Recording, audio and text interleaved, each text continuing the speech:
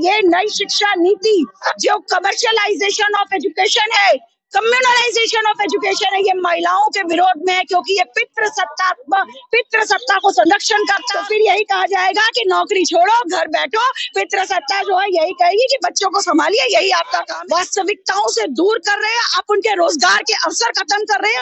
आरक्षण है और क्यों नहीं, इसी लोकसभा चुनाव से है, इसलिए ये मोदी सरकार का ढकोसला है। और इसकी अंतरिम बजट देखा होगा, उसमें महिलाओं को लखपति बनाने की, और अभी भी जिस आरक्षण की आप बात कर रहे हैं वो भी कहीं जाके 2029 में लागू होगा, और वो भी हो रहा है। ये निजीकरण देश की महिलाओं के खिलाफ है। जब आप स्कूलों को मर्ज कर देंगे, जब आप कॉलेजेस का प्राइवेटाइजेशन कर देंगे, ट्रिपल P मॉडल के ऊपर जब आप पढ़ाइयाँ करवाएंगे तो बिजनेस हो जाएगा।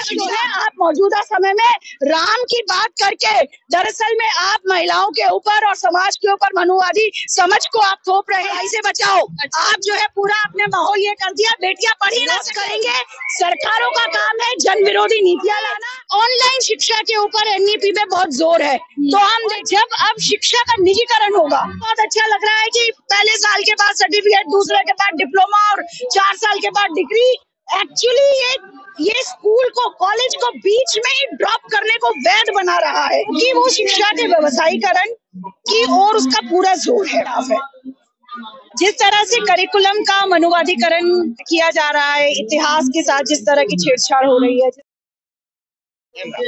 अब लगातार आप विरोध कर रहे हैं न्यू एजुकेशन पॉलिसी का और सरकार सुन नहीं रही है, क्या लग रहा है? देखिए, नई एजुकेशन पॉलिसी का विरोध करना सभी छात्रों का, अध्यापकों का और महिलाओं का बहुत ये महत्वपूर्ण विषय है, क्योंकि नई एजुकेशन पॉलिसी देश की महिलाओं के तो बिल्कुल खिलाफ है। जिस तरह से करिकुलम का मनुवादीकरण किया जा रहा है, इतिहास के साथ जिस तरह की छेड़छाड़ हो रही है, जिस तरह से छात्रों के सिलेबस में से तर्कशीलता से संबंधित चीजों को हटाया जा रहा है, उसका महिलाओं के जीवन पर बहुत बुरा असर पड़ेगा। पूरी की पूरी NEP, क्योंकि वो शिक्षा के व्यवसायीकरण की ओर उसका पूरा जोर है। तो देश की महिलाएं, आम साधारण परिवारों की महिलाएं, जिनके लिए पहले ही उच्च शिक्षा को, उनकी एक्सेसिबिलिटी, उच्च शिक्षा तक उनकी पहुंच पहले ही बहुत सीमित थी, और जब अब शिक्षा का निजीकरण होगा, कॉलेजेस को कहा जाएगा कि अपने फंड्स खुद जुटाइए, तो भारत जैसे देश में जहां सामंती समझ के चलते महिलाएं वैसे ही दोयम दर्जे की होती है, बेटियों को बोझ समझा जाता है, बेटियों के लिए दोहरे दहेज की व्यवस्था करना आम साधारण माँ बाप के लिए संभव ही नहीं होगा। और जिस तरह से ऑनलाइन शिक्षा के ऊपर NEP में बहुत जोर है, तो हम देखते हैं कि ऑनलाइन, यानी अगर आपके पास डिवाइस है, पहली बात तो ये है कि आम साधारण परिवारों में कितनी लड़कियों के पास डिवाइस होगी। आज जो है, अगर आपके पास डाटा नहीं है तो आपकी तो कॉलिंग फैसिलिटी भी खत्म हो जाती है। डाटा कहाँ से आएगा, जब जिन परिवारों में, अगर हम दिल्ली शहर की भी बात करें, 8-10 हजार रुपए महीना एक फैक्ट्री वर्कर कमा रहा है या महिलाएं कमा रही है, वो अपने बच्चों को स्मार्टफोन देकर के कैसे ऑनलाइन एजुकेशन की व्यवस्था करेंगी। दूसरी बात, सामंती शिक्षा, सामंती समझदारी होने के नाते परिवार के अंदर ये माना जाएगा कि अगर ऑनलाइन एजुकेशन घर पे हो रही है तो बेटर है कि लड़कियां घर का काम करें, ना कि शिक्षा के ऊपर ध्यान दें। दूसरा सवाल, जिस तरीके से ये जो पूरा 4 इयर्स अंडर ग्रेजुएट प्रोग्राम है, वो देखने में बहुत अच्छा लग रहा है कि पहले साल के बाद सर्टिफिकेट, दूसरे के बाद डिप्लोमा और 4 साल के बाद डिग्री। एक्चुअली ये स्कूल को, कॉलेज को बीच में ही ड्रॉप करने को वैध बना रहा है।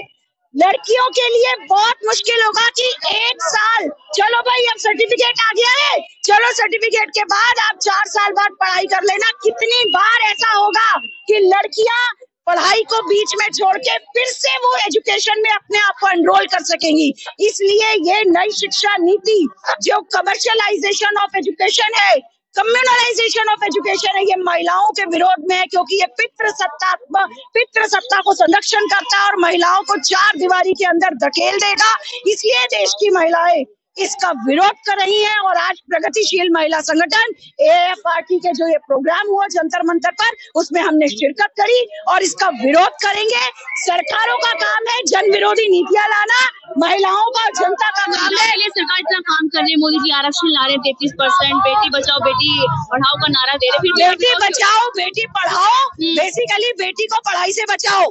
आप जो है पूरा अपने माहौल ये कर दिया, बेटियां पढ़ ही ना सके। जब आप स्कूलों को मर्ज कर देंगे, जब आप कॉलेजेस का प्राइवेटाइजेशन कर देंगे, ट्रिपल मॉडल के ऊपर जब आप पढ़ाइयाँ करवाएंगे तो बिजनेस हो जाएगा शिक्षा। वो राष्ट्र हित के लिए, देश हित के लिए किया जा रहा है ना। देश हित नहीं, अदानी अंबानी और चंद कॉर्पोरेट घरानों के हित में निजीकरण हो रहा है। ये निजीकरण देश की महिलाओं के खिलाफ है। इस निजीकरण की नीति से लड़कियों को ज्ञान के रास्ते बंद हो जाएंगे, उनको फिर से चार दीवारी के अंदर धकेलने की व्यवस्था ये मनुवादी सरकार कर रही है। वो तो सबका साथ सबका विकास कर रहे हैं ना। द्रौपदी मुर्मू को राष्ट्रपति बनाया, उनके चाहिए आपको। बिल्कुल, सबका साथ सबका विकास उनके लिए मतलब ये है कि केवल अदानी अंबानी कॉर्पोरेट घरानों का विकास, कभी कभी एक आध पद के ऊपर कुछ महिलाओं को स्थापित कर देने से आम साधारण महिला जनता का जीवन नहीं सुधरेगा, चाहे वो राष्ट्रपति पद पर बैठ जाए, चाहे किसी और पद पर। और अभी भी जिस आरक्षण की आप बात कर रहे हैं वो भी कहीं जाके 2029 में लागू होगा, और वो भी 33%। भारतीय महिलाएं देश की आधी आबादी है, क्यों नहीं 50% आरक्षण है, और क्यों नहीं इसी लोकसभा चुनाव से है। इसलिए ये मोदी सरकार का ढकोसला है।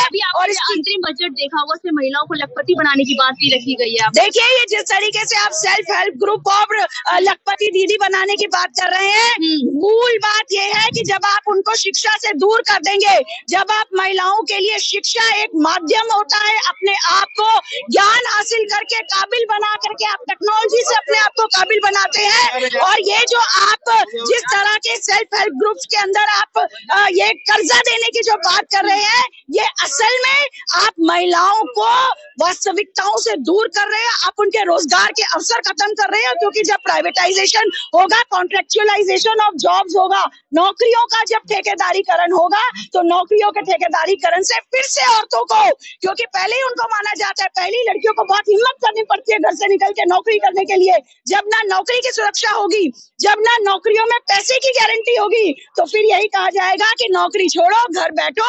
पितृसत्ता जो है यही कहेगी कि बच्चों को संभालिए, यही आपका काम है।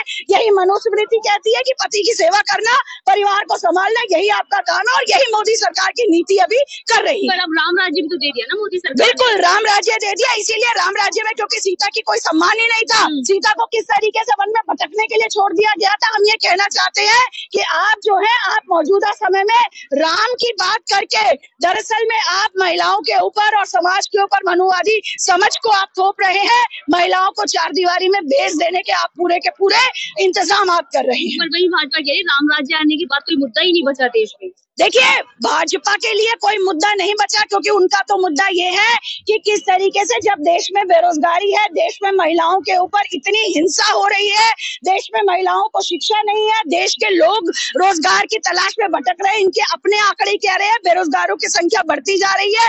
तो जाहिर सी बात है ये मुद्दे न बने।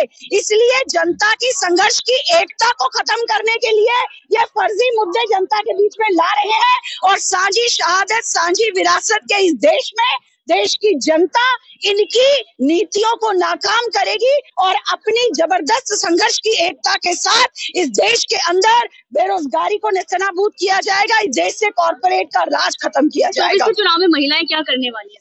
24 के चुनाव में महिलाओं को समझ आ रहा है कि ये केवल मनुवादी सोच थोपने वाले हैं, और 24 के चुनाव में महिलाएं जो है मोदी सरकार को